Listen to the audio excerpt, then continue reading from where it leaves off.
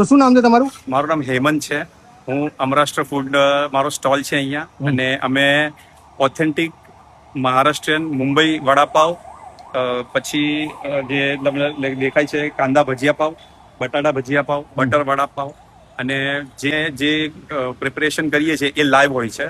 હવે સમજો કોઈ કસ્ટમર આવે છે તો એક વડું માંગે તો એક વડું બી અમે લાઈવ પ્રિપરેશન કરીએ છીએ.